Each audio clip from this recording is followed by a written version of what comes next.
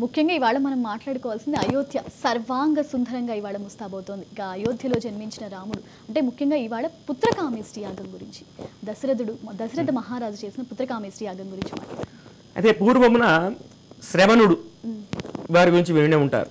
ఆ శ్రవణుడు తన తల్లిదండ్రులు ఇద్దరిని కూడా వారి పాపం గుడ్డి వాళ్ళ కళ్ళేం కనబడవు. అయితే క్షేత్ర దర్శనార్థము ఒక కాడి తయారు చేసి ఒకవైపు తండ్రిని ఒకవైపు తల్లిని కూర్చోబెట్టి ఆ కాడి మోసుకుంటూ వెళ్తున్నాడు క్షేత్ర దర్శనార్థం. అయితే దశరథ మహారాజు అదే సమయంలో అడవికి వెళ్ళి క్రూర మృగాలను వేటాడుతున్నాడట. వేటాడుతుండగా పొరపాటున ఒక బాణము శ్రవణుడికి తగిలిందట. శ్రవణుడు తగిలిన చేత ఆ శ్రవణుడు మరణించినాడు. అప్పుడు ఆ గుడ్డివారైనటువంటి ఆ శ్రవణుడి యొక్క తల్లిదండ్రులు ఇద్దరు కూడా అత్యంత దుఃఖితురాలై వారిద్దరూ దశరథుడికి శపించినారట.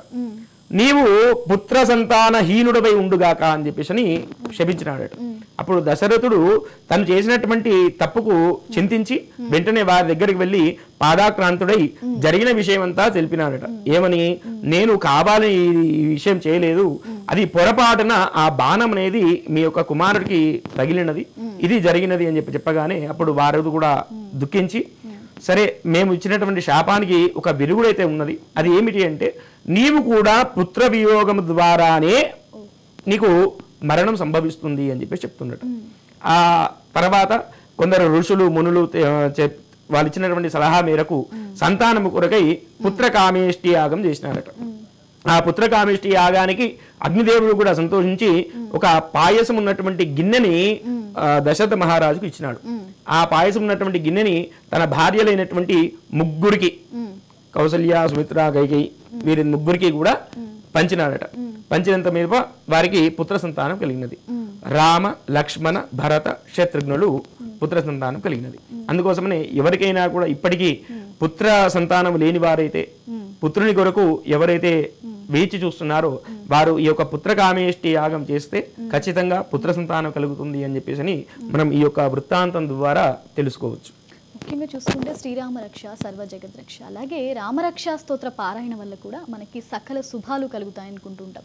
ఎందుకు రామరక్షా స్తోత్రం వల్ల అంత ఫలితం దక్కుతుంది?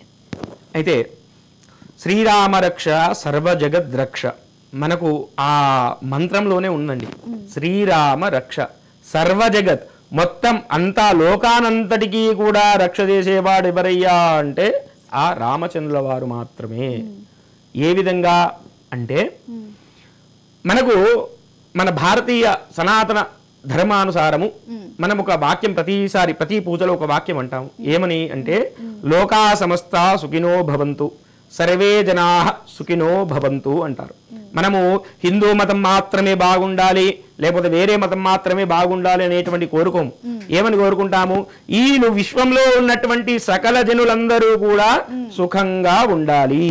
అయితే మనము ఈ శ్రీరామ రక్ష సర్వజగద్రక్ష అనేది ఎలా వచ్చింది అని అంటే, ఈ విశ్వం మొత్తాన్ని కూడా ఒక ధాన్య రాశిగా చూసుకున్నట్లయితే ఆ ధాన్య రాశి ఏ విధంగా వచ్చింది? పరమాత్మ నుండి వచ్చింది. ఆ పరమాత్మ నుండి వచ్చినటువంటి ఆ ధాన్య రాశిలో మనం అందరిలో కూడా ఒక ఆత్మ అనేది ఉంటుంది కదా. ఆ ఆత్మ మళ్ళీ ఎక్కడి నుండి వచ్చింది? పరమాత్మ నుండే వచ్చింది. ఆ పరమాత్మ అంటే ఎవరు?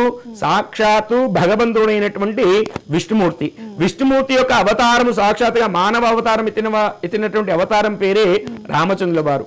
ఆ రాముని యొక్క రక్ష ఒక్కటి ఉండే చాలట ఈ విశ్వాన్నంతటికి కూడా రక్ష చేస్తాడట. కాబట్టి మనం ప్రతిరోజు కూడా ఉదయాన్నే స్నానం చేసిన తర్వాత శ్రీరామ రక్ష సర్వజగద్రక్ష అనేటువంటి మంత్రాన్ని చెప్పాలి. ఇంతకుముందు మన పూర్వకాలంలో ప్రతి ఇంట్లో కూడా గుమ్మానికి ఈ వాక్యం రాసి పెడతారు, శ్రీరామ రక్ష సర్వజగద్రక్ష అని చెప్పేసి. ఆ తర్వాత ప్రతిరోజు ఎవరైతే శ్రీరామ జయ రామ జయ జయ రామ ఈ యొక్క మంత్రాన్ని కూడా ఎవరైతే నిత్యం పఠిస్తారో వారికి ఎప్పుడూ కూడా రామచంద్రుల వారు ప్రత్యక్షంగా పరోక్షంగా వారికి రక్ష చేస్తారు అనడంలో ఎటువంటి సందేహము లేదు.